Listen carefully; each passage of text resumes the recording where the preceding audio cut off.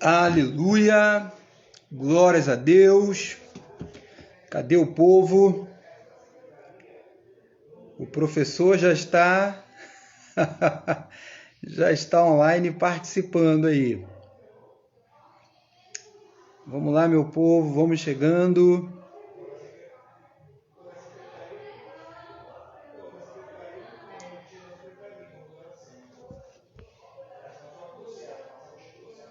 Só dando um tempinho para chegar alguém, para a gente não começar zerado.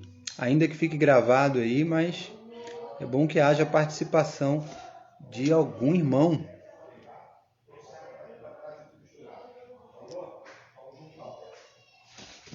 Povo de Unaíba, Senhor, desperta o Instagram desse povo.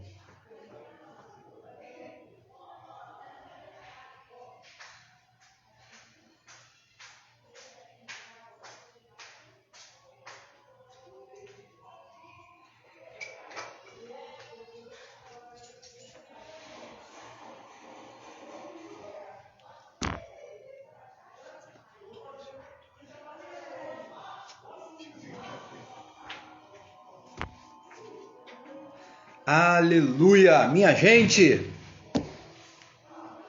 Bom, se você não vai entrar ao vivo agora, já estamos aí com 8 minutos de atraso, você acompanha depois que vai ficar salvo aí no nosso Instagram, na nossa página. Quem entrar pelo meio do caminho vai ser uma bênção, será bem-vindo também. Então vamos começar. Meus queridos, a paz de Cristo, uma boa noite, que Deus abençoe você, abençoe sua vida. Estamos aqui para mais uma live da nossa EBD. A Deus seja glória. Professora Leônia, seja bem-vinda, professora. Que bom te ver aí, Deus te abençoe. Estamos aqui iniciando uma nova live para nossa lição de número 2. Excepcionalmente esse mês nós estamos abrindo o trimestre com a live da lição de número 2, porque a Santa Ceia ela não suplantou a lição de número 1, mas sim a lição de número 2, por essa questão eleitoral que você já está ciente. Quero comunicar que agora as nossas lives não serão mais às quarta-feiras, porque às quartas-feiras agora nós temos o nosso culto do sobrenatural à noite. Então as nossas lives elas passarão a ser ordinariamente às sextas-feiras. Ou seja, toda sexta-feira que antecede a nossa Santa Ceia, nós vamos ter a lição preterida para aquele domingo, que seria suprimida, mas estamos aqui no formato de live. E essa live nós estamos também apresentando aqui o nosso novo trimestre. O trimestre já começou. Domingo passado nós tivemos, em nome da eleição, uma frequência bem pequena de alunos na nossa EBD, mas já iniciamos aí com a revista Maturidade Cristã, Decisão Pessoal e Mudança de Mentalidade. Você que ainda não tem a sua revista, adquira. Esse domingo agora nós também estaremos vendendo ela no nosso culto de Santa Ceia. Então, venha preparado e adquira a sua revista. A revista de professor, ela custa R$12 e a revista de aluno, que é esse exemplar que eu estou nas mãos, custa R$10. Venha, compre a sua revista, leia a sua revista, adquira esse conhecimento, esse ensino, que vai ser uma bênção. O comentarista é o pastor Joá Caetano e a revista está top. O comentarista dispensa comentários. A Deus seja glória. Eu vou agora, sem me delongar mais, convidar aqui para entrar o nosso professor dessa noite, nosso querido diácono Jailton Lima.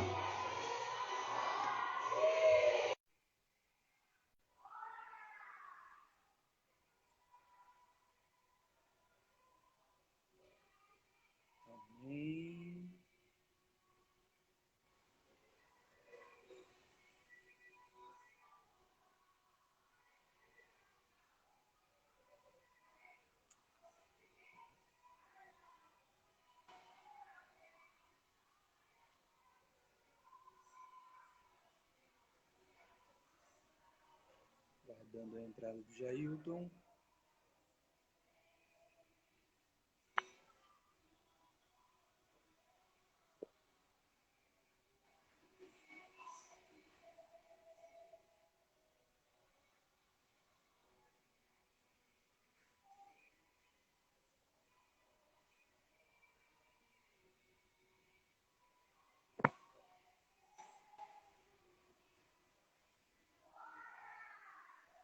Opa!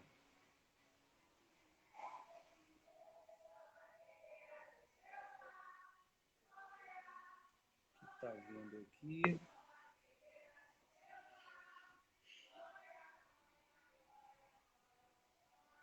Amém. Glória a Deus. Entrou? Amém. Um problema técnico aqui. Um probleminha bem simples aqui. Algo entre a tela do celular e a cadeira. Entendi. Paz do Senhor, varão, Marcelo. Pai de Cristo, meu querido, quero te apresentar brevemente aqui e é um prazer estar contigo. Jailton Lima, meu amigo, meu parceiro, meu irmão. Deus continue te abençoando. Fico feliz demais por ter você aqui nessa live. Desde que o pastor Alan falou desse formato, porque essa ideia foi uma ideia dele, muito boa, muito bem recebida. Desde que ele falou sobre isso, o meu leque, o horizonte de possibilidades de convidar professores se expandiu. E um dos que eu pensei inicialmente foi você. E hoje chegou o dia. A Deus seja a glória por você estar aqui. Jailton é segundo dirigente da filial Marcílio Dias, um varão valorosíssimo, já esteve aqui na nossa filial, quem é mais antigo vai lembrar. Jailton já esteve aqui 2 vezes, né, Jailton? Foi sim, 2 2 vezes. vezes, dando aula, no período do nosso pastor Cleverson, junto com a irmã Rosângela, que é uma bênção também, uma simpatia de pessoa, que Deus continue abençoando. Pai da Larissa e do... Esqueci o nome dele. Levi. Davi. Pai da Larissa. Levi. Levi. Isso. Levi. Amém. Jailton, meu irmão, muito obrigado mais uma vez. Que Deus continue te abençoando. Hoje vamos ministrar aí a lição de número 2, que tem por tema a obediência produz maturidade. Lição quentíssima, quentíssima. Eu estava fazendo a leitura dessa lição e fiquei assim ansioso por ouvir, porque só o que já está aqui escrito pelo comentarista já é realmente algo de encher a boca d'água. Mas ouvindo realmente a aula vai ser algo muito maior ainda. Estamos aqui agora, acabou de entrar a varoa mais linda da Advec em Uaíba, Michele Raife. Minha Bem, senhora. Michele, paz do Senhor. Uma bênção. Deus te abençoe, minha filha. Vamos lá, Jailton. Já quero passar para você, para te deixar à vontade aí para discorrer sobre essa lição. Espero não te atrapalhar muito. Fica à vontade, meu irmão. A classe é sua. Amém. A paz de Cristo a todos. Eu espero que vocês estejam me ouvindo bem, tá bom? Me sinalizem aí se o áudio falhar, tá certo? Em primeiro lugar, agradecer a Deus a oportunidade, o privilégio de estar com vocês sempre. Marcelo, você é uma bênção. É sempre bom estar com você, é sempre bom conversar com você, trocar ideias, rir, né? E Deus abençoe muito sua vida e sua família, suas meninas, a sua esposa, toda a sua parentela em nome de Jesus. Agradecimento também ao meu querido pastor Alan que é uma bênção, sempre foi uma bênção para mim, para minha casa, enquanto ele esteve aqui pertinho da gente, dirigindo aqui a igreja vizinha de mim, e aqui hoje ele está na ADVEC em Uaíba. Deus abençoe pastor Alan Vieira e sua família também. Muito bem, ô Marcelo, essa lição é muito importante. A revista inteira ela está trazendo um compêndio doutrinário de muita importância, de grande valor ético, moral, espiritual, social, porque a Bíblia Sagrada ela é abrangente, a palavra do Senhor ela atinge todas as áreas do ser humano, a palavra de Deus ela vem para produzir vida no ser humano, para produzir uma mentalidade sadia, espiritual de um relacionamento puro, correto, saudável para com Deus e uns para com os outros. O que a gente pôde observar, tanto na lição 1 quanto na lição 2, é que se nós pararmos para analisar a nossa própria vida, sem apontamentos externos, né, sem apontar o dedo para o outro, a questão da maturidade aplicável à nossa vida, a gente vai chegar à seguinte conclusão, que nós, você e eu, temos muito a melhorar, muito a crescer, muito a amadurecer. Não há ninguém que possa dizer assim, não, eu atingi o estado perfeito de maturidade, quando na verdade, enquanto estivermos aqui nessa terra, a maturidade ela vem acompanhada do processo de santificação, do processo de desenvolvimento da salvação. Como o apóstolo Paulo mesmo ensinou, operai a vossa salvação com temor e tremor. Enquanto a salvação ela vem sendo operada na nossa vida, gerando o fruto do Espírito, nós estamos num caminho de maturidade. E este caminho de maturidade é um caminho concomitante para a santidade, para o processo de santificação em que você e eu estamos até a vinda de nosso Senhor e Salvador Jesus Cristo. Ok? Então, quando a gente fala de maturidade, nós estamos falando especificamente de vida cristã, de como está o nosso comportamento, como está a nossa mentalidade e a forma com que nós estamos reagindo a todas as demandas externas e internas, porque são as nossas reações que vão definir o nosso nível espiritual. É muito bom que se anote isso. As nossas reações definem o nosso nível espiritual. É a forma com que eu reajo nos meus relacionamentos com o próximo, no meu relacionamento com Deus e como eu reajo às adversidades da vida. Você pode imaginar que uma pessoa madura na fé ou em um processo de amadurecimento sadio, ela, por mais que ela passe pressões espirituais na luta diária, na luta cristã diária, ela não vai sucumbir. Ela vai usar aquele sofrimento, ela vai usar aquela adversidade, aquela tribulação que ela está passando, para ela crescer espiritualmente. A luta, a adversidade faz a gente amadurecer.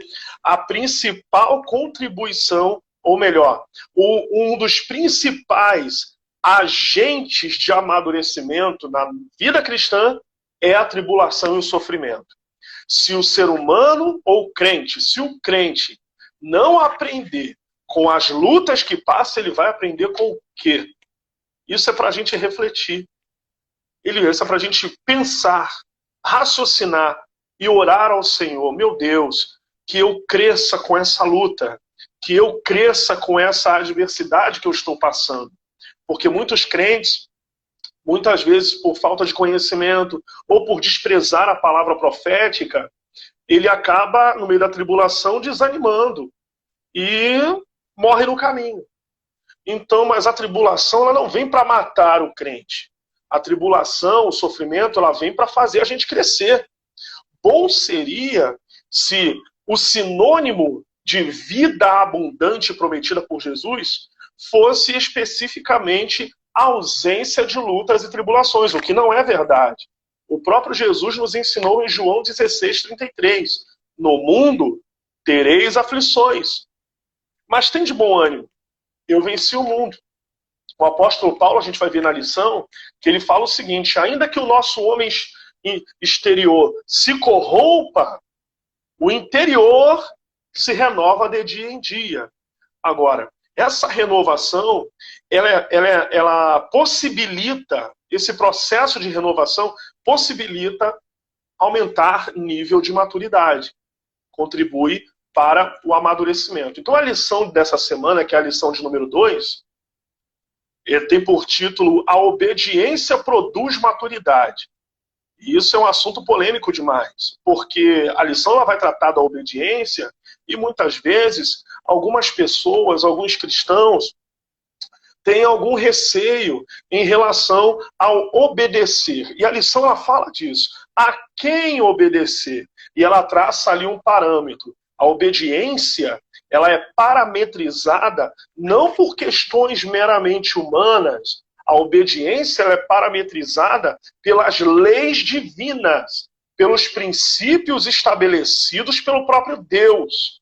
Então a gente observa que não são regras estatutárias que vão determinar a minha obediência, né? Mas sim os princípios. Porque hoje, por exemplo, hoje no cenário mundial, globalizado, polarizado, no cenário nacional, que é o nosso caso aqui, a gente fica meio preocupado, né, com algumas questões. Mas o que é que vai diferenciar o meu comportamento nessa parafernália social que a gente vive?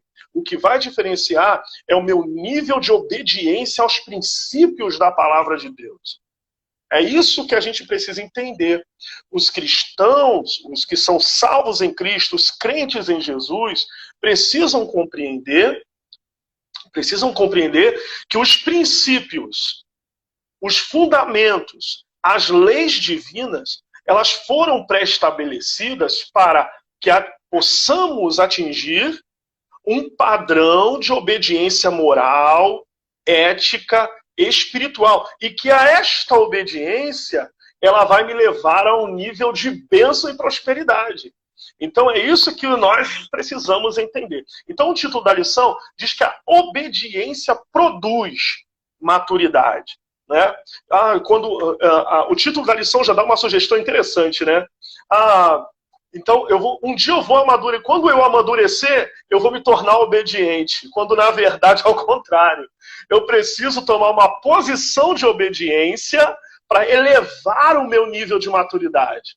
Isso que é o grande diferencial. Aí o texto bíblico básico, que se encontra em 3 textos importantes da palavra de Deus, Lucas 22, do 39 ao 42, Jonas, capítulo 2, do 7 ao 9, Mateus 22, do 37 ao 40, que diz assim: E saindo foi como de costume para o Monte das Oliveiras, e também os seus discípulos o seguiram. E quando chegou àquele lugar, disse-lhes: Orai para que não entreis em tentação. E apartou-se deles cerca de um tiro de pedra. Um tiro de pedra, os alunos, os que estão assistindo, anotem ou pesquisem, que varia aí entre 20 a 30 metros, tá certo? De distância. E apartou-se deles cerca de um tiro de pedra. E pondo-se de joelhos orava, dizendo: Pai, se queres, passa de mim este cálice.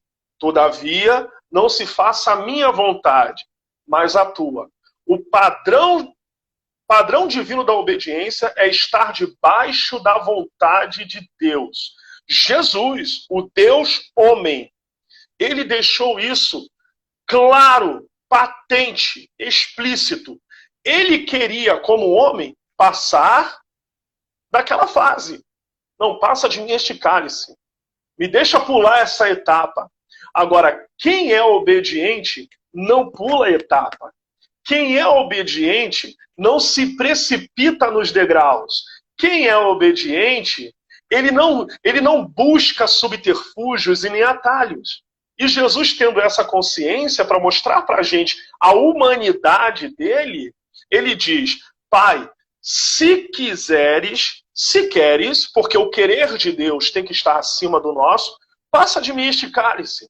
Seja feito o que tu queres e não o que eu quero. Seja feita a tua vontade e não a minha vontade. Ali, ele está se entregando em obediência. E o apóstolo Paulo, mais tarde, a gente vai ver no decorrer dessa live, que o apóstolo Paulo ele vai ensinar na carta aos Filipenses o padrão de obediência na encarnação do Cristo.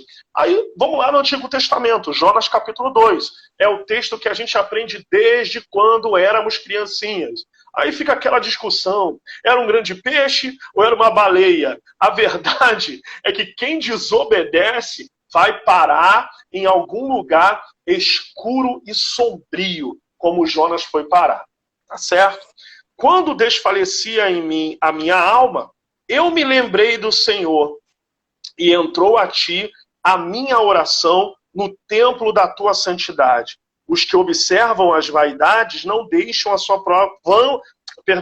Os que observam as vaidades, os que observam as vaidades vãs, deixam a sua própria misericórdia.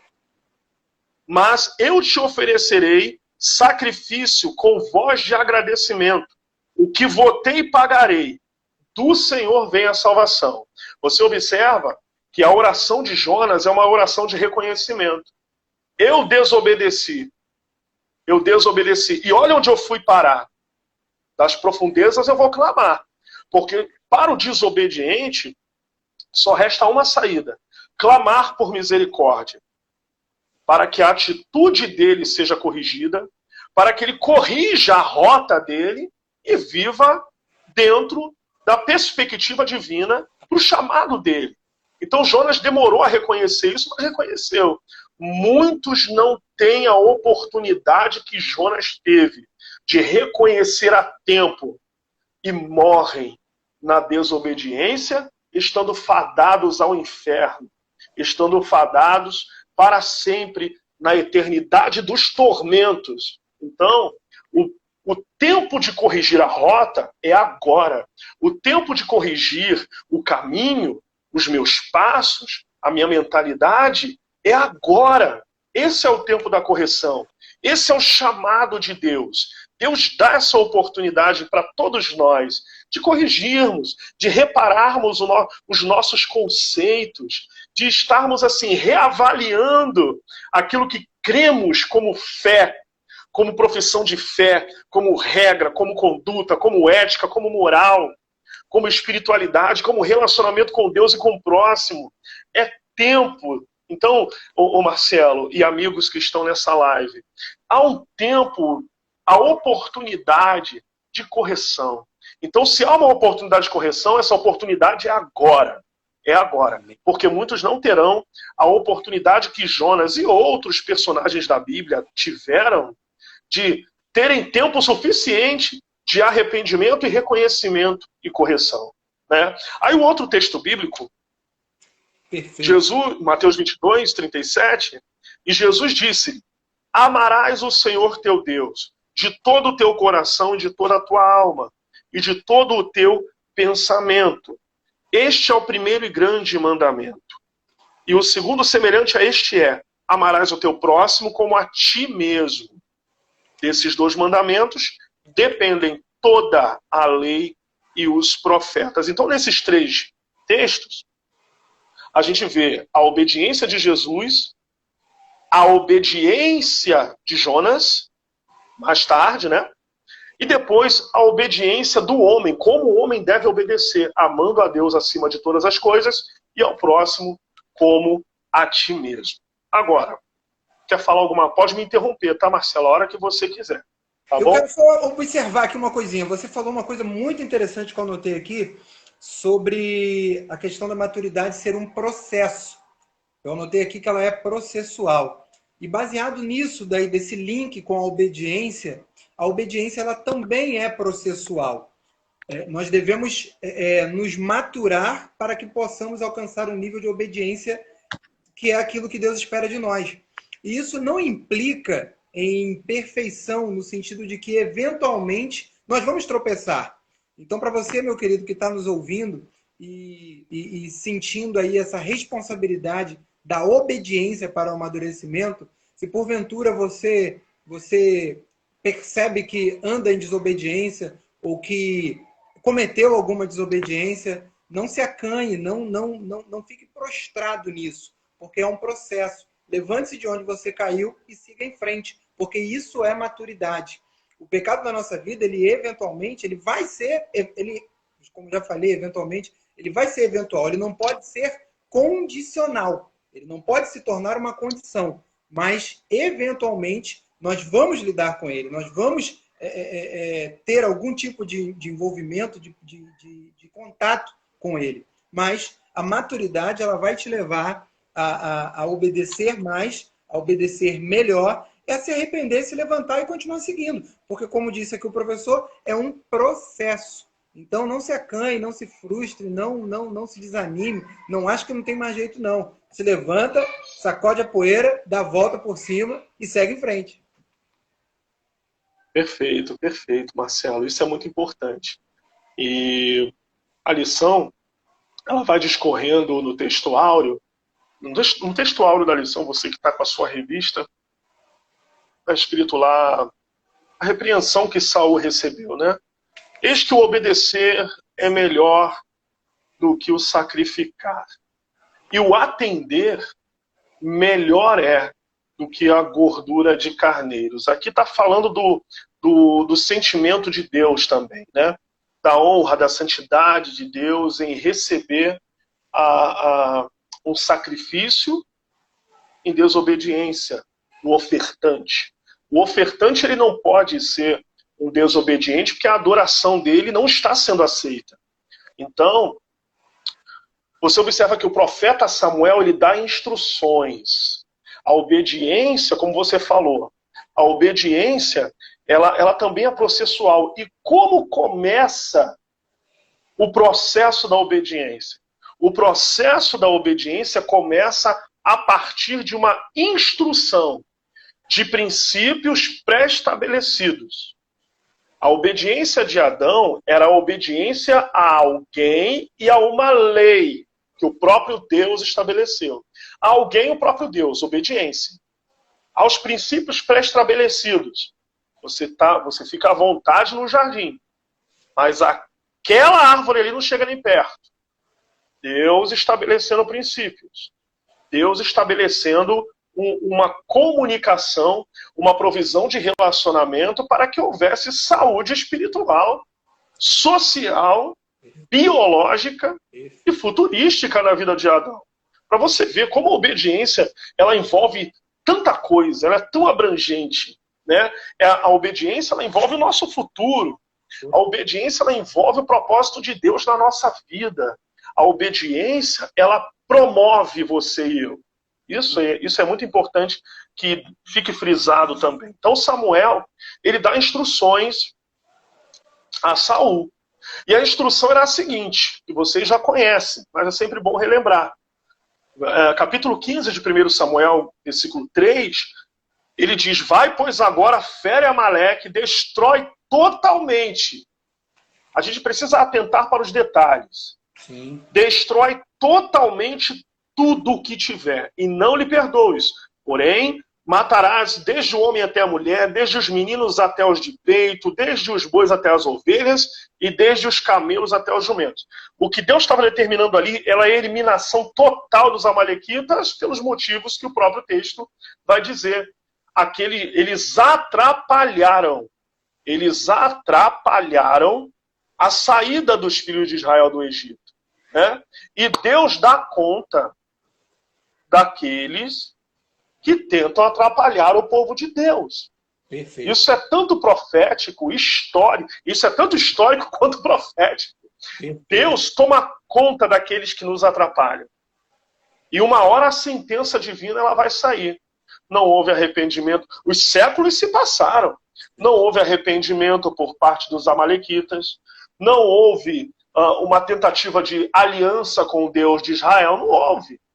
Então eles viveram naquela obstinação. Os amalequitas foram arqui-inimigo de Israel e inimigos eternos de Israel. Mas uma hora a justiça de Deus chega. E quem era o instrumento de justiça divina? Saul e seu reino. Eles eram instrumentos de justiça para que Deus executasse o seu plano de exterminar Amaleque. Só que Saul parece que não teve... Assim... Não tá. Tá. Como muitos hoje, né? Tá no... tá. Né? Tá. Isso é um problema, como se a profecia, como se a palavra profética não tivesse efeito algum. Então isso, Marcelo, é tão caótico no cenário da história de Israel que ele perde o reino não só ele, como a descendência dele toda, a descendência de Saul, perde tudo. Porque na sentença, Deus usou o profeta e falou, ó, o Senhor teria confirmado agora o teu reino. Mas não confirmou por quê? Por ato de desobediência. Olha a oportunidade que o grande rei Saul, com todas as suas virtudes que você vê no início do reinado dele, com toda a beleza física que ele tinha, com tanta estratégia militar que ele tinha, mas tudo aquilo caiu por terra. Porque obedecer é melhor do que sacrificar. E a desculpa dele foi bem esfarrapada, né, Marcelo? Que desculpa esfarrapada. Que desculpa fajuta. Podemos dizer assim. Podemos dizer assim. Totalmente. Aí nos versículos mais tarde, o povo perdoou. Agora é interessante que eu vi aqui, viu? No versículo 9, 1 Samuel 15, aliás, versículo 8 e 9, a narrativa fala assim, aliás, deixa eu ler o 7. Então feriu Saul os amalequitas desde Ravilá até chegar a Sur, que está defronte do Egito. Agora olha o versículo 8 de 1 Samuel 15. E tomou vivo a Agag. Alguém mandou ele tomar o rei? Deus mandou ele poupar o rei, irmão. Se Deus está mandando você eliminar, por que você vai poupar? Elimina. A gente às vezes poupa. Não, eu não vou tirar isso de mim, não. Agora vamos transferir para o mundo espiritual, né? Vamos transferir para o mundo espiritual. Eu não vou tirar isso de mim, não. Não vou tirar isso de mim, não. Depois eu vejo, irmão, se Deus mandou tu tirar, tu tira. Se Deus mandou eliminar, você elimina. Se Deus mandou você acabar com algum tipo de comportamento ou relacionamento, acabe. E tomou vivo Agag, rei dos amalequitas, porém, a todo o povo destruiu a fio de espada. Agora, olha o versículo 9, Marcelo. Sim. E Saul e o povo perdoaram a Agag. Olha só. O povo, o líder desobedeceu. O povo desobedeceu também. Caramba. Porque o povo é o retrato do líder. Uau. O povo é o retrato do líder. Meu Deus do céu. Graças a Deus, nós temos lideranças sadias na nossa igreja. Nós temos lideranças gloriosas na nossa igreja. Nós estamos aqui falando da palavra de Deus e tanto eu quanto você estamos debaixo de autoridade espiritual. Estamos debaixo de obediência. E você observa que o povo seguiu na desobediência de Saul. Então você vê que o caos espiritual tomou conta. Tomou conta da mente. Né? Tomou conta do coração de sair do povo. Então isso acabou se tornando um absurdo a desobediência. Aí vamos lá. E disse Samuel no versículo 17, porventura sendo tu pequeno aos teus olhos, não foste por cabeça das tribos de Israel, e o Senhor te ungiu rei. E enviou-te o Senhor a este caminho e disse, vai, destrói. Aí Samuel está discorrendo. No versículo 19, por que, pois, não deste ouvidos à voz do Senhor? Qual é o segredo da obediência? Ouvir a voz do Senhor. Atender. Fazer o que ele está mandando que se faça. Amém. Antes, voaste. É interessante que a Almeida Revista e Corrigida parece uma hipérbole, mas olha só. Voaste ao despojo. O sentido aqui que Samuel está dizendo, você estava com pressa em tomar o despojo, papai. E fizeste o que era mal aos olhos do Senhor. Porque a desobediência, ela cega a pessoa. A desobediência, ela deixa a pessoa sem norte. A obediência, ela total. Ele deixa a pessoa sem direção. Entendeu? Então ele foi voado. Meteu o pé. Que nem foi embora. Exatamente. Se apressou em desobedecer. Que Deus tenha misericórdia de todos nós. Que possamos ter pressa em obedecer a palavra do Senhor e não o contrário. Que se precisamos ter pressa, como Saul teve pressa, como outros personagens tiveram pressa, que essa pressa seja em obedecer. Como a nossa irmã está escrevendo aí, obediência só traz benefício.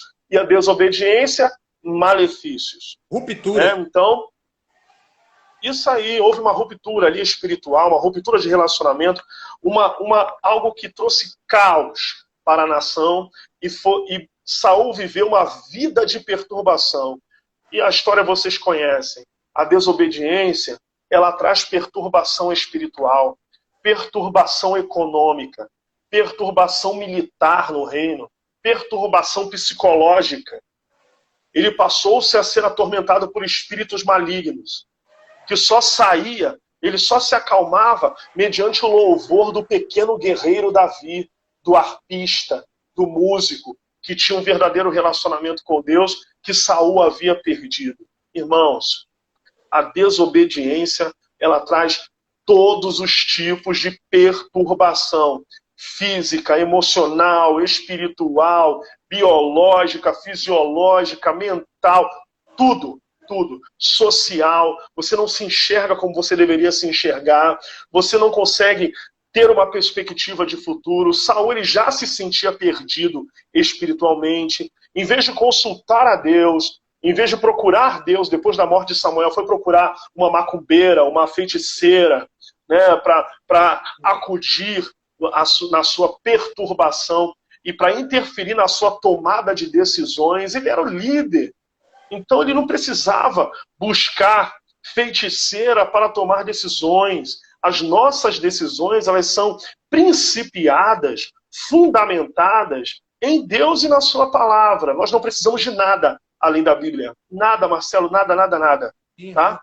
Então, isso é um grande problema. Pode falar, Marcelo. Não, só fazendo coro. A Bíblia, ela compõe tudo que a gente precisa e realmente a gente não precisa de mais nada. Está perfeito. Pois é. E a obediência, Marcelo, a lição ela está tratando disso, que ela, na vida do cristão, na vida do crente em Jesus, ela é um estilo de vida. Sim. É um estilo de vida. É um estilo comportamental. A minha obediência a Deus, ela vai interferir em todas as áreas, e em todos os contextos, e em todos os ambientes. A obediência, ela vai reger o meu comportamento no meu trabalho, o meu comportamento na sociedade, o meu pensamento político, o meu pensamento científico, o meu pensamento teológico, né? Porque a teologia, ela não é um mero estudo sobre as coisas de Deus, não. A teologia, ela nada mais é do que uma ciência preparada para que nós possamos estudar, conhecer tudo que diz respeito à palavra de Deus e à pessoa de Deus. Agora, hoje em dia, hoje eu vi uma notícia tão triste, mas tão triste. Eu até publiquei no meu status do WhatsApp, um grande homem de Deus, um grande pregador da minha adolescência, que vinha aqui na nossa sede, na nossa igreja, pregar no nosso congresso jovem, pregar nas festas da igreja. Hoje este homem debandou para o que a gente chama teologicamente de teologia liberal. É muito importante que os professores de escola dominical estudem sobre liberalismo teológico, que, se não me engano, foi uma aula minha aí na ADVEC em Uaíba, há um tempo atrás. O liberalismo teológico, ele traz perturbações na interpretação do texto bíblico. Então, hoje, quando eu vi a notícia desse camarada dizendo que Deus não é soberano, meu Deus do céu, isso trouxe para mim uma tristeza tão grande. Tem gente que fica alegre com isso, eu não fico não. Eu fico triste, porque eu olho para o passado e falo, meu Deus, quem foi esse camarada e que ele é agora? Né? Debandou para o liberalismo teológico, um movimento triste lá do século XIX, iníciozinho do século XX, que nasceu na Alemanha, né? A Alemanha sempre dando problema no mundo, meu Deus do céu, inclusive na teologia. Mas você observa que a teologia liberal, ela é um mal tão demoníaco que a Europa, ela se tornou e é conhecida hoje sociologicamente e filosoficamente como um continente pós-cristão. Eu não consigo imaginar o que é um continente pós-cristão. É como socialmente os sociólogos estivessem dizendo assim, não, um dia esse continente foi cristão, hoje não é mais. Então, uma tristeza muito grande. O liberalismo teológico, ele é um desencadeador de desobediência. E quem debanda para uma heresia desse nível, Marcelo, ele debanda porque decidiu, de livre e espontânea vontade, porque o homem é livre para fazer escolhas, ele decidiu apostatar da fé. O que é a apostasia no Novo Testamento? A apostasia é o abandono desenfreado e radical da fé que uma vez nos foi dada. Então, a apostasia ela é o limite máximo da desobediência. Triste. A apostasia é o limite máximo da desobediência. Podem anotar na revista de vocês no cantinho aí. A apostasia é o limite máximo da desobediência. E isso produz em Deus não prazer. Isso não dá prazer em Deus. Porque Deus não tem prazer na perdição do ímpio. Não. O propósito de Deus é que todos se salvem. Nós conhecemos a doutrina, conhecemos a palavra, mas eles debandam por livre e espontânea vontade, por livre e espontânea decisão, seja por meio filosófico, sociológico ou por motivações políticas, eles abandonam os fundamentos da fé. Eu gosto de lembrar coisas importantes. Por exemplo, Marcelo, nós estamos no século XXI, a era da tecnologia, do avanço tecnológico. Eu sou totalmente tranquilo em relação à inovação tecnológica para a gente utilizar na casa de Deus, para a gente fazer o ambiente crescer, para a gente explodir mesmo. Né? A gente está aqui numa live. A primeira vez que a gente está aqui numa live foi através de você. Pois é. Então você observa que hoje estamos aqui, ó, eu e você estamos aqui. Sim. Estamos usando um aparato tecnológico para a propagação do ensino da palavra. Agora, qual é a minha preocupação? Minha preocupação não é a inovação. A preocupação é a inovação em detrimento dos fundamentos da fé. Sim. Nenhum aparato tecnológico, nenhuma ideologia política, nenhuma filosofia humana pode, nada disso pode atrapalhar a fé que uma vez nos foi dada. A Bíblia Sagrada é ela que fundamenta a minha e a tua fé. Amém. A Bíblia é a suprema palavra de Deus. A Bíblia, ela é a regente legal, divinamente constitucional, a constituição do reino, é a Bíblia, a palavra de Deus. A nação espiritual, nós somos chamados de nação. E ela é totalmente atual. Não precisa ser atualizada, totalmente. Como já andaram falando por aí. Perfeito. E você está citando a fala de um camarada que debandou para o liberalismo teológico. Um camarada espetacular, inteligentíssimo, mas apostatou-se dos fundamentos. Então, Marcelo, a Bíblia está acima de tudo. Nós não somos católicos apostólicos romanos, com todo respeito, não somos, mas o catolicismo apostólico romano coloca a tradição da igreja acima da Bíblia. O protestantismo, o evangelho, ele não põe a igreja acima da Bíblia. Muito pelo contrário, é a Bíblia que está acima da instituição. A instituição é regida pelos princípios que já estão aqui, já estão na palavra. Fora isso, meu irmão, não tem estatuto humano, não tem convenção geral que ponha a igreja nas rédeas divinas. Não, quem põe a igreja na rédea divina é a Bíblia. A Bíblia é só a Escritura, somente a Bíblia, somente a Escritura. Não tem nada que substitua a Bíblia. Atualizar a Bíblia, aí você lembra daquela frase famosa do Dr. Billy Graham. Dr. Billy Graham, a Bíblia é mais atualizada do que o jornal de amanhã. O que está amanhã que eu não sei, já está na Bíblia, já está na palavra. Eu não sei o que será do amanhã, mas a Bíblia já sabe. Porque Deus não é condicionado a tempo, e a palavra ela é o próprio Deus, ela é Deus. A palavra é o Senhor, a palavra é Cristo, o Verbo, a palavra. Enviou-lhes a sua palavra, Salmo 107. Enviou-lhes a sua palavra e os sarou e livrou do que era mortal. Jailton, como é que eu vou... Quais os princípios eu vou seguir para obedecer a Deus? Está aqui, ó. Está tudo aqui. Tudinho. Tudo aqui. Então, o que é que estimula, Marcelo, a obediência do cristão? O fato de sermos servos de Cristo e Cristo que foi exemplo de servo. Se eu sou servo de Cristo, eu sou servo de Cristo no modelo de Cristo como servo também. Porque ele é chamado, tanto profeticamente em Isaías, como o servo que sofre. No Novo Testamento não é diferente. Ele aprendeu a obedecer como homem, Jesus homem. Ele aprendeu a obediência pelas coisas que padeceu. Ele aprendeu a obediência pelas coisas que sofreu.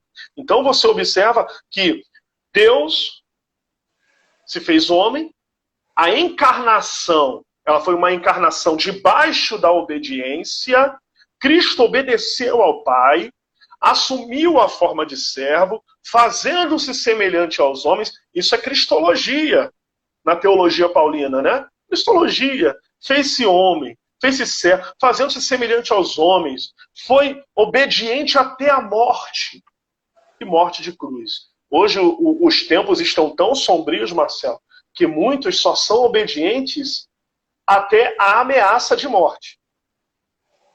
E não na morte. Quando ele é ameaçado, ele recua. Não. Precisamos rever alguns conceitos. Quando, na verdade, não tem que rever conceito nenhum. Ele tem que estar pautado e fundamentado na Bíblia. Ou até afetar a sua zona de conforto. É mais triste ainda. Pois é. Triste. Entendeu? Triste. Então, a obediência, o fato de sermos servos e discípulos, discípulo, né? No Novo Testamento, essa palavra original quer dizer seguidor, discípulo, seguidor, né? Seguidor, aquele que tem um mestre, aquele que se debruça, que se assenta para ouvir o mestre, discípulo, seguidor, né? Sim. Então, isso é um fator muito importante. A prática da obediência conduz à vida plena. Vida abundante é só para quem é obediente. Isso é princípio da palavra, né? E a prosperidade, ela tem a ver mais com o que nós somos interiormente do que aquilo que temos exteriormente, né? Aquilo que eu sou próspero. Eu sou um homem próspero. Eu não sou ricaço, mas eu sou próspero. Porque eu posso colocar a mão em qualquer lugar. A prosperidade, ela começa quando você põe a mão em algum lugar e aquilo é abençoado e dá certo.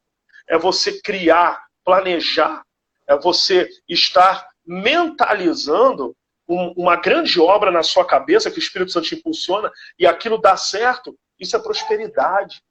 Amém. Você é um empresário, você é um microempreendedor. Deus te usa nessa área, você é próspero. Deus te usa na autoridade do Espírito Santo, na expulsão de demônios. Você ora por alguém e aquele alguém é curado de alguma enfermidade. Você é próspero. Perfeito. Glória a Deus por isso, né? Você vê que Deus, apesar de... Você pode estar passando uma luta, um mau pedaço financeiro, mas não falta nada na sua casa. Você é próspero.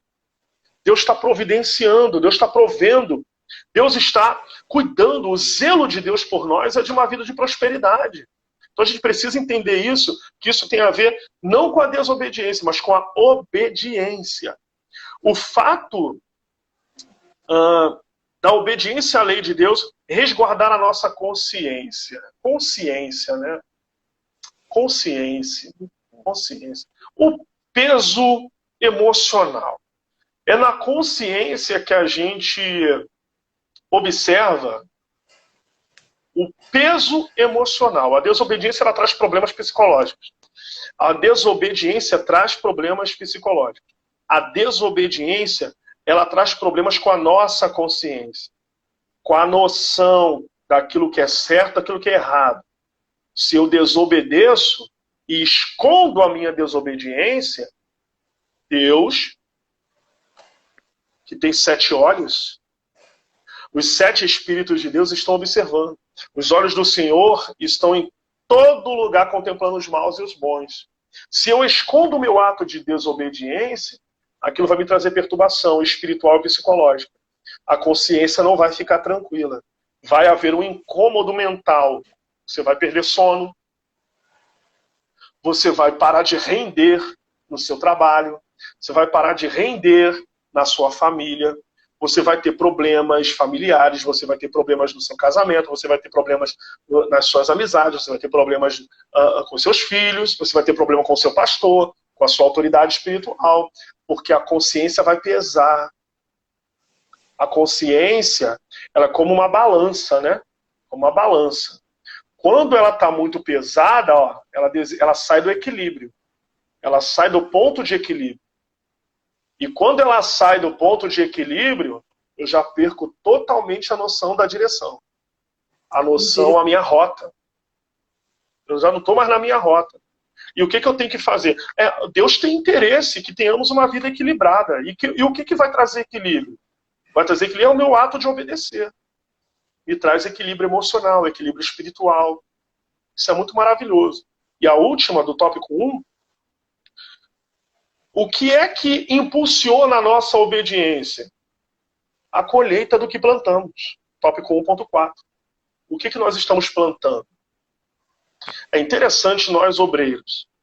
Se nós obedecemos, se nós estamos debaixo de obediência, nós temos a plena certeza de que quando atingirmos um grau ministerial elevado, nós vamos colher a desobediência dos nossos irmãos, das nossas ovelhas, da nossa igreja. Isso é muito importante, porque eu estou colhendo, eu estou plantando obediência e vou colher obediência. Agora, é muito difícil, porque a lei da semeadura é uma lei universal, ela é bíblica e é universal. A lei da semeadura, ela vale para qualquer área da vida. Para qualquer área da vida. Então, o fato de nós colhermos o que plantamos, vamos plantar obediência, concorda? Vamos plantar obediência. Tá? Gálatas 6,7, o texto que vocês conhecem, Deus não se deixa escarnecer, porque tudo que o homem semear, isso também se fará. Isso também ele vai colher. Vai colher. Então, nós estamos em um processo. E tudo que atrapalhar este processo, eu tenho que eliminar. Tudo que atrapalha o meu processo para atingir uma estatura de varão perfeito, uma estatura de maturidade, tá certo? No nosso meio, entre nós, a gente não precisa. Vamos eliminar também, Marcelo, e amigos que estão nos ouvindo, qualquer pretensão à vaidade da maturidade. Eu sou homem maduro. Não é nada disso, não. Marcelo, eu tenho uma frase do Rui Barbosa que ele fala assim, parece ofensivo, tá? Mas é com todo o respeito que eu vou citar. Muito cuidado com os cabelos brancos, porque os canalhas também envelhecem. Então, a gente precisa entender, achar um ponto de equilíbrio nisso aí. Tá certo? Porque você e eu vamos conhecer na nossa caminhada cristã, nos nossos relacionamentos, nós vamos conhecer pessoas de idade mais jovem que têm uma cabeça no lugar. Poxa, que legal. Assim como grandes anciãos, também que, pela sua experiência vivida, poxa, tem coisa à beça a nos passar. E a gente para e senta para ouvir. Eu gosto da garotada nova, eu adoro ouvir a garotada nova. Mas, Marcelo, deixa eu falar uma coisa muito particular. Como eu amava sentar para ouvir às terças-feiras o pastor Antônio Gilberto, o pastor Elienay Cabral, o pastor Claudio Honor de Andrade, o pastor Matias, o pastor José Santos. Minha esposa falou assim, você só ouve os velhos? Eu falei, não é que eu ouço os velhos. Eu gosto da garotada toda. Eu liderei jovens. Eu liderei jovens uns 7 anos da minha vida. Então, assim, eu paro para ouvir os grandes homens da Assembleia de Deus, os grandes homens cristãos, não só do Brasil como do mundo. Então, a gente precisa ter um certo discernimento para entender se aquela pessoa é uma pessoa madura ou não, se aquela pessoa tem uma moral para me ensinar alguma coisa, se ela tem moral, se ela é exemplo. Porque, meu irmão, você vê o grau de maturidade na vida de alguém se aquela pessoa é um exemplo. Se ela é um exemplo, opa, tem algum nível de maturidade ali. E quando a gente desde o início, a gente está falando da questão do processo de maturidade pela obediência, e você até tocou no assunto mais cedo, que é como uma criança que nasce. Ela não tem noção de obediência. Qual é a noção de um bebê que acabou de nascer? A noção que ele tem, se é que pode ser chamada de noção, é o aparato nutritivo, o peito da mamãe, o leite, o colostro, né? E Paulo fica indignado com a igreja aos Coríntios. Ele fica indignado. Não vos pude falar como a espirituais, mas como a carnais, meninos em Cristo. Ele fica, como diz a garotada, boladão. Porque ele queria, Marcelo, aumentar a linguagem, melhorar a linguagem. Mas se ele aumentasse a linguagem, eles não iam entender. Porque o tempo passou e eles não amadureceram. Olha o perigo. Estavam patinando. Pois é. E olha que a igreja de Corinto, por exemplo, Marcelo, era uma igreja pentecostal. Porque Paulo fala lá, ó, nenhum dom vos falta. Nenhum dom vos falta. Ó. A plenitude dos dons está dentro da igreja de Corinto. Olha só, que responsabilidade espiritual. Que responsabilidade. Não é, Marcelo? A igreja dos coríntios. Paulo falando, nenhum dom vos falta. Vocês são carismáticos, pentecostais, mas tem erros aí dentro. Eu estou conseguindo falar com vocês numa linguagem com alimento sólido. Vocês estão no leite ainda, em vez de ter crescido. E hoje, é aquilo que a gente fala, né? Tempo de igreja não é sinônimo de maturidade. Há pessoas que têm 20, 30 anos na igreja e ainda estão no leite espiritual. E ainda estão naquela medida, eu não sei se você pegou essa época, que você é bem mais velho do que eu, tô brincando. Mas, quando eu era criança, Marcelo, aqui no Rio de Janeiro, pelo menos aqui na Penha, né? O leite líquido era no saquinho. Era um saquinho de leite. Hoje a caixa de hoje é caixa, né? Caixa, leite em pó, essa coisa. Mas naquela época era leite. Mas é interessante, se aquele saco de leite tivesse furado, acabou o leite. Que coisa, né? Ô Marcelo, a gente precisa, assim como a gente respeita as fases de um bebê, qual é a orientação da Organização Mundial da Saúde? Que os bebês recebam aleitamento materno até 6 meses, estendidos por até 2 anos. Eu até conheço criança que mamou bem mais do que isso, né? Porque é o tempo dos nutrientes. Porque você não vai dar arroz e feijão e carninha, ainda que picada, para um bebê que acabou de nascer. Aquela criança vai morrer porque ela não sabe degustar, não sabe mastigar, não tem dentição, não tem nada. Então, assim, respeitar o processo de maturidade. Sim. Entende, Marcelo?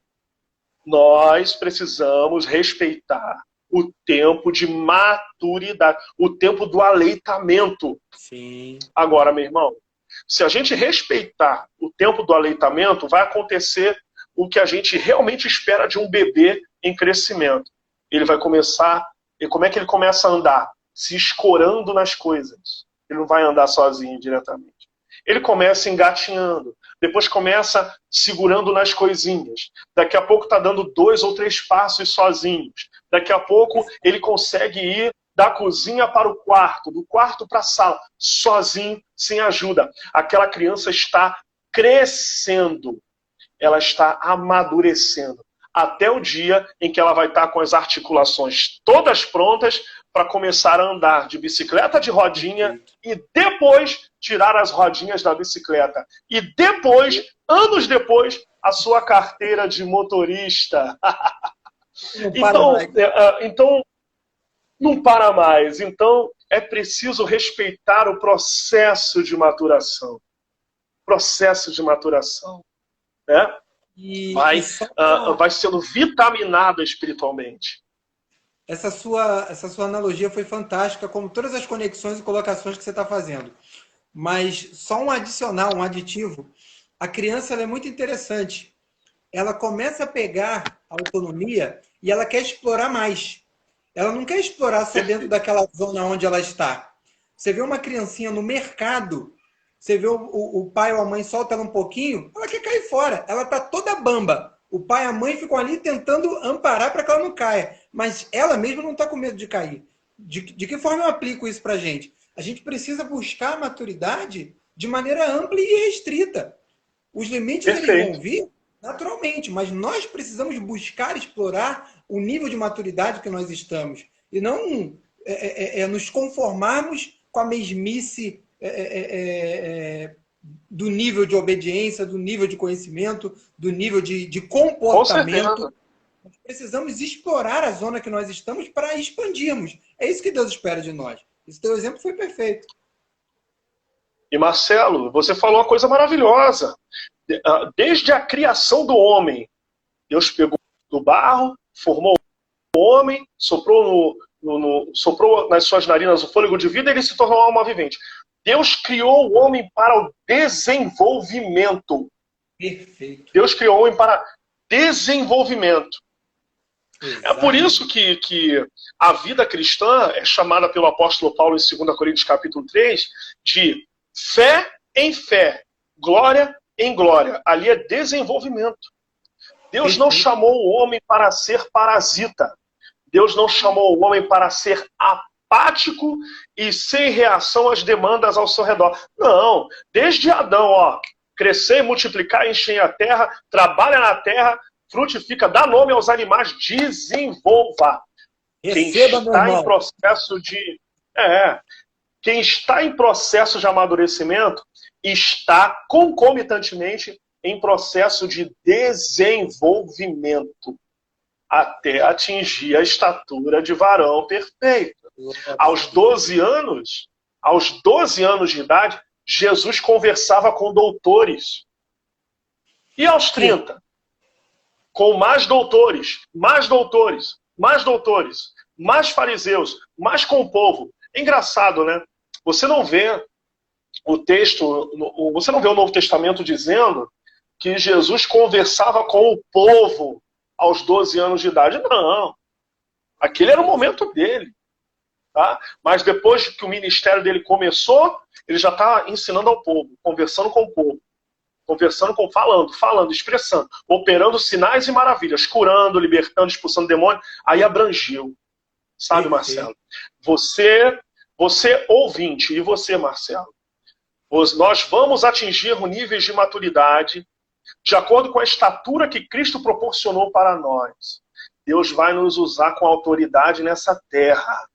Amém. Deus vai encher a vida de cada um aqui, encher do Espírito Santo, para que possamos estar no centro da vontade de Deus, para que possamos executar aquilo que Deus quer que nós executemos. Vamos caminhar aí para a gente finalizar, senão a gente vai ficar aqui até a meia-noite. Pois é, eu estou preocupado com a hora da live, porque em algum momento o Instagram vai querer derrubar a gente, mas vamos lá. Vamos lá. Tópico 2, ensinamentos do profeta Jonas. A desobediência é fruto da indiferença. A indiferença, irmãos. A indiferença nada mais é do que você ignorar tudo ao redor. Ignora a voz de Deus, ignora a situação. Hoje, no ambiente polarizado, político, que o Brasil está vivendo, tem muito cristão indiferente. Não, isso aí depois. Isso aí não é nada. Né? É importante a gente lembrar disso, que faz parte da maturidade cristã, a beleza que nós temos, a liberdade que nós temos de desfrutar do ambiente que nós estamos inseridos, que é um ambiente democrático no país, alguns crentes têm a audácia de dizer, não, Deus é soberano, Deus põe quem quer nos contextos governamentais. É verdade. Nabucodonosor entendeu isso. Deus é o que dá domínio ao reino dos homens. Deus é quem tem o domínio sobre o reino dos homens e os dá a quem quer. Isso é fatídico, isso é bíblico, teologicamente correto. Mas jamais a soberania de Deus vai anular a minha participação na esfera humana. Aqui, é importante, Marcelo, que os crentes entendam o seguinte. O fato de nós sermos peregrinos e forasteiros nesta terra não é sinônimo de nós anularmos a nossa cidadania terrena. Enquanto nós estivermos aqui, nós teremos que lidar com as demandas espirituais, os demônios, as potestades do ar, nós teremos que lidar com isso de forma vitoriosa, porque nós já somos vencedores, nós já somos vitoriosos. A igreja não perde batalha, a igreja nunca perdeu uma batalha. A igreja não perde porque ela é o corpo de Cristo. E se Cristo é o cabeça do corpo, meu irmão, aquele aparato não perde batalha. A igreja nunca sai perdendo em nada. A igreja do Senhor, no sentido universal, a gente não perde em nada. Para nada nem para ninguém. A igreja está sempre triunfante e vitoriosa. Sempre. Agora, isso não é sinônimo de nós anularmos a nossa cidadania terrena, porque a Bíblia ensina, dai a César o que é de César, dai a Deus o que é de Deus, ensina que, pelo próprio comportamento e missiologia do apóstolo Paulo, quando ele vai lidar, primeiro, quando ele é preso em Jerusalém, ele tem que lidar com Cláudio Lísias, que envia ele para Festo, que depois Festo é deposto, fica Félix, ou o contrário, e depois aparece lá de visita Agripa. E você observa isso no relato de Atos 25, 26, 27, e Paulo soube falar com aquelas autoridades constituídas. Ele não desacatou nenhuma autoridade. Ele soube se expressar, a ponto de chamar Festo de potentíssimo. Isso é muito espetacular. Ou seja, ele reconhece a autoridade governamental, porque isso é próprio da maturidade cristã. Sim. Quando Festo diz para ele, o Paulo, as muitas letras te fazem delirar. E ele responde, não deliro, ó potentíssimo Festo, mas digo palavras de são e juízo.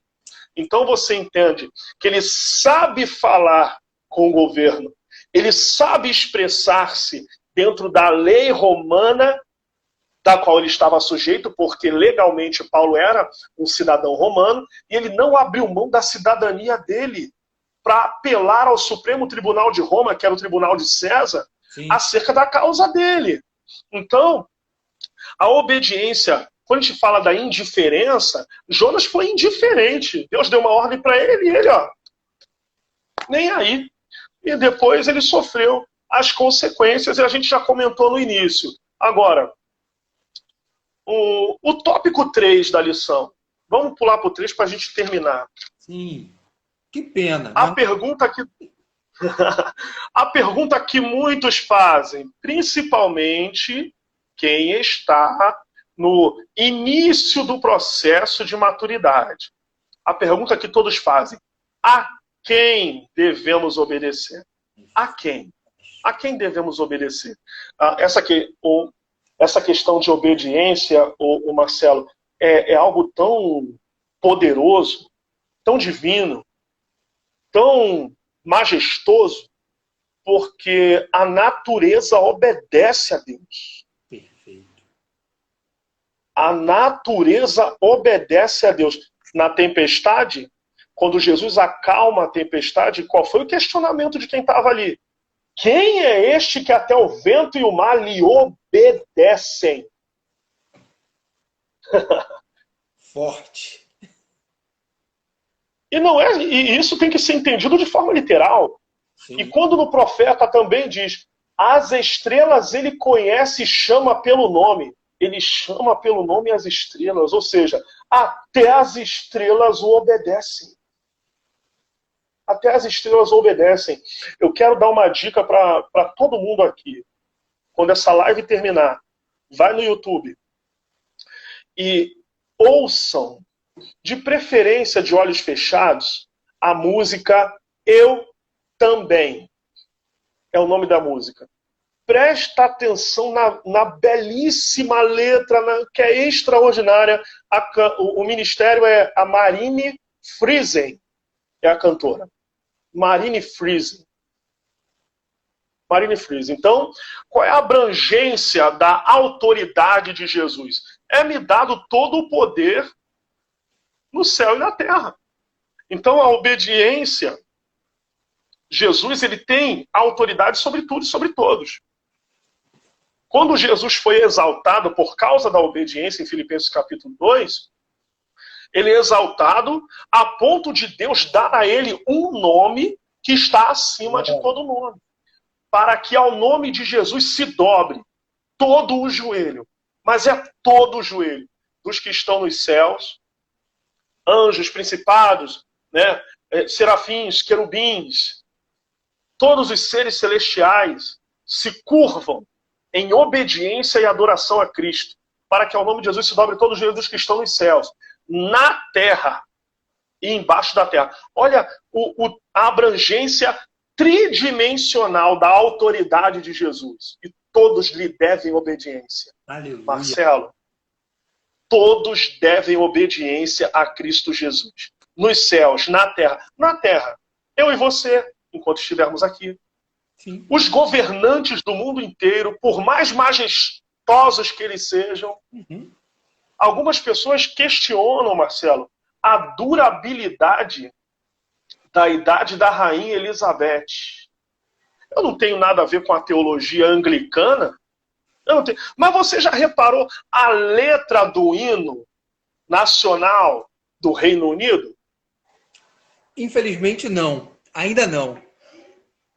Agora eu vou te falar. Deixa eu abrir aqui a letra. Enquanto inclusive, eu vou citar um episódio que você deve conhecer também. Uma vez a rainha estava num determinado lugar, um teatro, enfim, uma basílica, e foi executado o Aleluia de Handel. E tem um momento em que fala que para se levantarem. E ela se levantou. E o séquito dela, os que estavam próximos dela, falaram: não, a senhora não precisa levantar. E ela pegou e teria declarado: diante do Rei dos Reis até a rainha se levanta. Ou seja... E você observa, a gente que é assembleano antigo, você vai lembrar de um hino da harpa chamado... Ele começa assim: vem tu, ó Rei dos Reis, virar os seus... É a musicalidade... Essa melodia... É a melodia do hino da Inglaterra. Perfeito. A melodia é do God Save the Queen, que é o hino da rainha. Agora, a letra traduzida desse reconhecimento, isso eu observo e falei, meu Deus, quando eu vi isso há alguns anos atrás, eu observei essa letra, falei, caramba, os reis devem obediência a Cristo. Tremendo. Todos os reinos deste mundo devem obediência. Estão devendo. Estão devendo. Mas vai haver um período na escatologia bíblica em que os reinos do mundo vieram a ser do nosso Senhor e Salvador Jesus Cristo. Você vai ver isso em Apocalipse capítulo 19, Apocalipse capítulo 5, onde todos os reinos terão que se curvar perante o Cristo, que é Rei dos Reis. Aleluia. Ele é Rei dos reis da terra, porque o segundo reis ali, Rei dos Reis, esse reis é com R minúsculo, porque é isso que os reis da terra são, diante do reinado de Cristo. Eles são minúsculos. Reizinhos. Então você observa, na letra, Deus salve a bondosa rainha, longa vida a nossa nobre rainha, Deus salve a rainha, que a faça vitoriosa, feliz e gloriosa, que tenha um longo reinado sobre nós, Deus salve a rainha. Olha a continuação. Ó Senhor nosso Deus, venha dispersar os seus inimigos e fazê-los cair. Olha só. Confunda a sua política. frustre seus truques fraudulentos.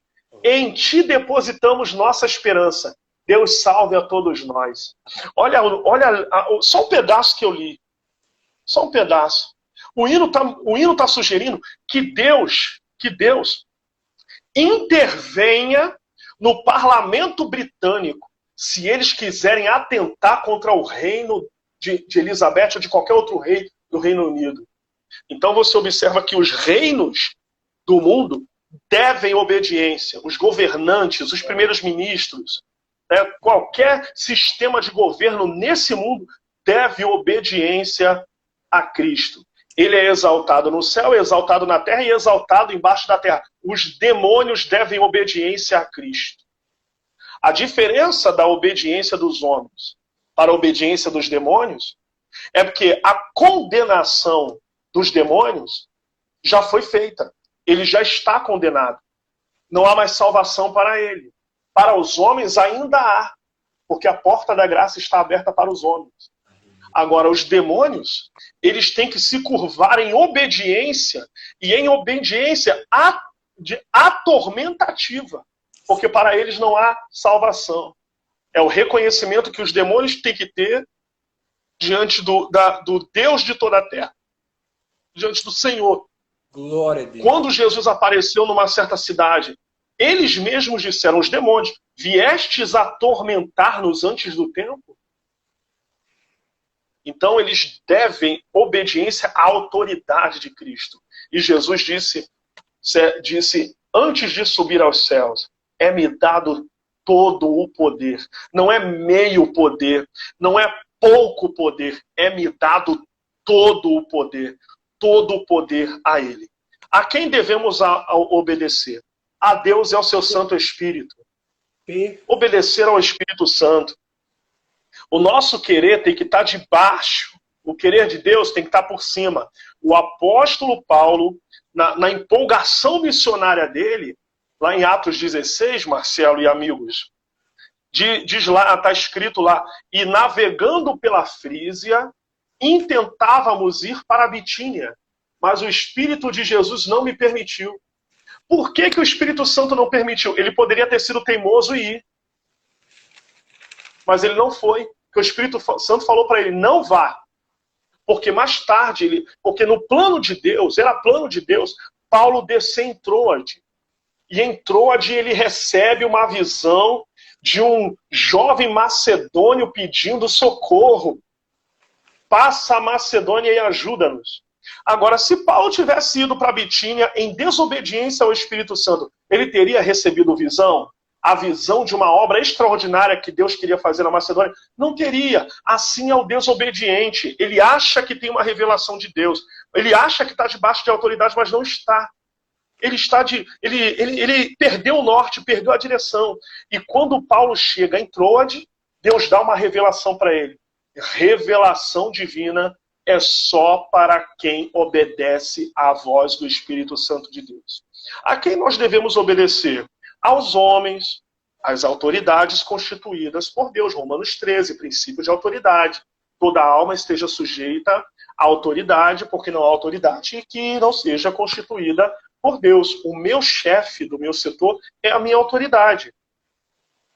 O dono da empresa que eu trabalho é uma autoridade. Se eu sou o dono da empresa, se eu sou o patrão, se eu sou o supervisor, o gerente, diretor, eu estou debaixo de uma autoridade. Se eu sou o dono, então estou debaixo da autoridade divina. Mas se eu sou um gerente e supervisor, eu tenho meu patrão. E eu tenho pessoas debaixo da minha autoridade. O centurião de Cafarnaum, ele tinha essa noção. Quando ele, até para pedir milagre, Marcelo, ele apelou para a autoridade. Ele disse para Jesus, pois eu também sou homem sob autoridade. Tenho soldados às minhas ordens. Digo a este vai, ele vai. A outro vem, ele vem. Ao meu criado faz isto, e ele faz. E Jesus elogia, nem mesmo em Israel eu encontrei tanta fé. Seja feito como tu queres. Naquela mesma hora o criado dele sarou. Porque quem está debaixo de autoridade, quem reconhece a autoridade, é alvo dos milagres de Deus. É alvo da poderosa mão de Deus. Isso é maravilhoso. Encerrando. Autoridade a pastores e líderes. Hebreus 13:7. Obedecei a vossos pastores, sujeitai-vos a eles, porque velam pela vossa alma. Ou seja, os pastores, eles têm a preocupação comigo e com você, os nossos pastores. Eles têm a preocupação, o zelo pela nossa alma, como aqueles que hão de dar conta delas, e eles vão dar conta da nossa alma. Eles vão dar conta de todos. Entendeu? Então, assim, a missão ministerial, eu abro em Lucas 15, Marcelo, e observo ali 3 tipos de pessoas perdidas. 3 tipos de pessoas perdidas em Lucas 15. Primeiro, você vê a ovelha, depois você vê a dracma, depois você vê o filho pródigo. Né? A diferença entre os 3, você observa pelo seguinte: a ovelha, quando ela sai do aprisco, não consegue voltar, porque ela está machucada, enfiou a pata nas rochas, se machucou, não consegue caminhar, não vai voltar. A ovelha perdida, o pastor tem que ir atrás. Ele tem que ir lá, porque ela não vai voltar sozinha, porque ela não tem força, está machucada, está toda suja, não é? Foi quase capturada por lobos. Ah, ela saiu porque ela quis. A porta do aprisco, ela está aberta, ela está fechada. A ovelha, ela, por natureza, ela escapa. Mas ele vai atrás. Pega ela pelos ombros e traz de volta. Então, esse é o primeiro tipo de pessoa perdida. A ovelha, que ela não volta sozinha. Tem que ir atrás. O outro tipo de pessoa perdida, Marcelo, é a dracma. A dracma, ela se perdeu dentro da casa. Ela não se perdeu fora da casa. Ela se perdeu dentro da casa. E como é que a gente vai encontrar a dracma? O que aquela mulher faz? Ela varre a casa toda. Tem gente perdida que só vai ser encontrada quando houver uma limpeza espiritual no ambiente. Senão ninguém vai achar. É aqueles que estão perdidos dentro da casa de Deus. É a dracma. É só limpar que ela aparece. É só tirar a poeira, a sujeira, que ela vai aparecer. Está perdida dentro da casa. Está ali, mas é como se não tivesse. É só limpar que ela volta a ser útil dentro da casa, como aquela mulher queria. O terceiro tipo de pessoa perdida, Marcelo, é o pródigo. O pródigo não se vai atrás de pródigo. Ele sabe o caminho de volta. Ele vai se arrebentar. Ele vai se arrebentar lá fora todinho. Ele pode até chegar, Deus queira que não. Ele pode até chegar no estado de miséria, mas ele vai ter um choque de realidade dizendo: na casa do meu pai tem abundância de pão. Vou me levantar, vou me posicionar, vou chegar humilde lá para o meu pai. Pai, eu não quero muita coisa não, tá? Faz-me como um dos teus jornaleiros, teus trabalhadores aí. Ele sabe o caminho de volta. E o pai está o quê? De braços abertos para esperar, ainda faz festa para ele.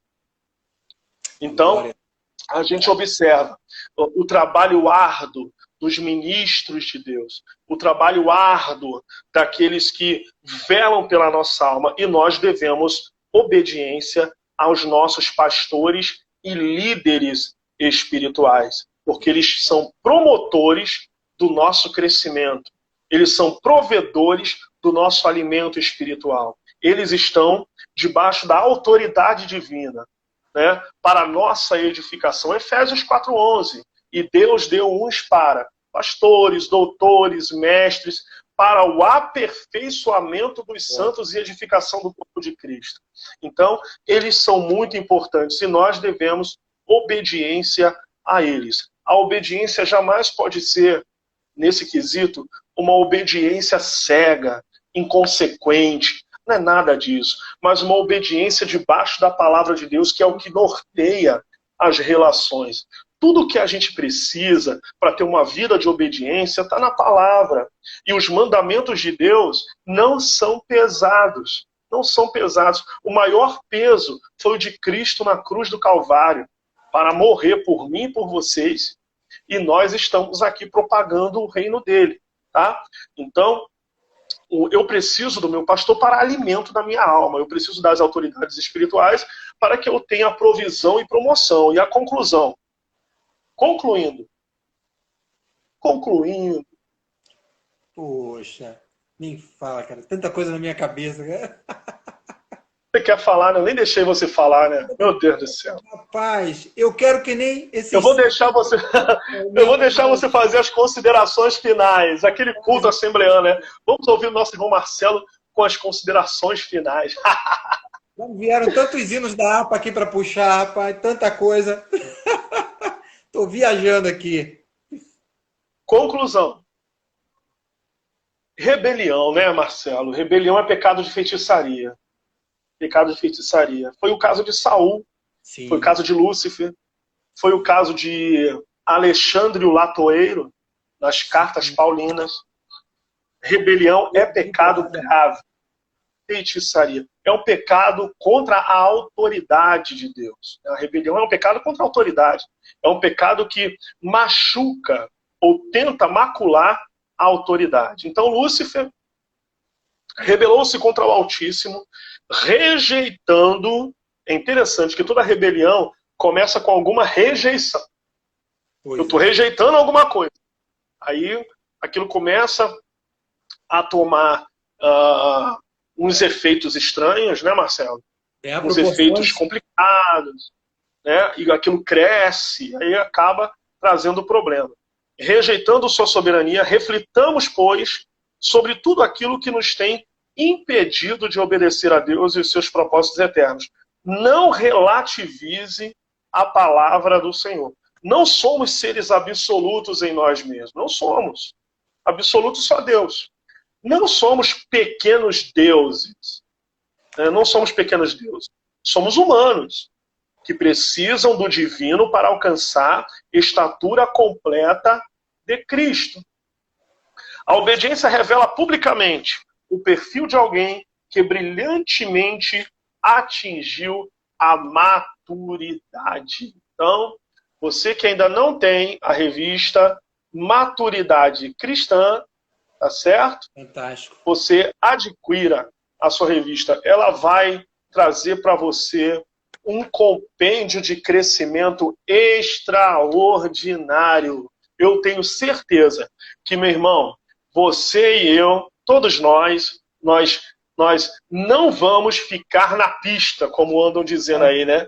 Nós não vamos ficar na pista. Nós estamos em pleno desenvolvimento, operando a salvação.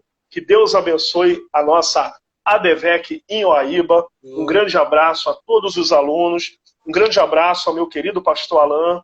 Um grande abraço, Marcelo e sua família. Obrigado por essa oportunidade. Que Deus vos abençoe em nome de Jesus. Que bênção, Jailton. Jailton, eu que agradeço. Agradeço em nome da nossa filial, agradeço em nome do nosso pastor. Que aula fantástica, que aula maravilhosa, que conexões, que pontos que você ligou aí. Da sua aula, dá para tirar algumas outras aulas. A Deus seja a glória, que Deus continue te abençoando. Outra coisa que eu deixei de falar, eu esqueci de falar uma coisa do Jailton muito importante quando eu iniciei. Jailton é um amante do café. Então, se você quiser agradar o Jailton, o pastor aqui costuma dizer, chama para almoçar. Você pode chamar o Jailton para tomar um café, um cappuccino, apresenta para ele um café diferente. Algo cafeinado vai agradar muito esse varão. Com certeza. E que saudade de você, Jailton, que saudade. Ouvir você me faz comemorar momentos que a gente teve junto. Nós estamos aqui online, você exaltou a questão da tecnologia. Pena, eu agora não vou poder te dar uma carona te levando de volta para casa, como foi das outras vezes.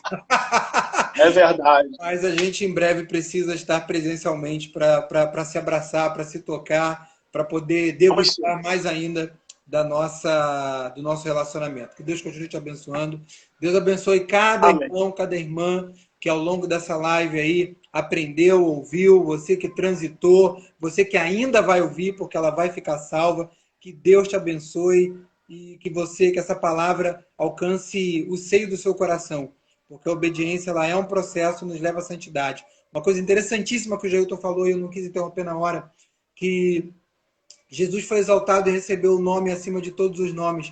Só que ali no começo fala o seguinte, nesse discorrimento do apóstolo Paulo, ele foi obediente em tudo, e obediente até a morte, Jesus alcançou um alto nível porque ele foi obediente também num alto nível.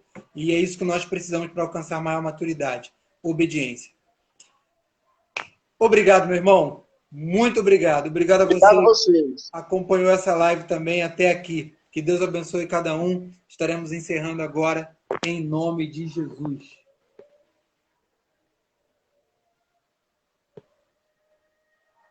Amém.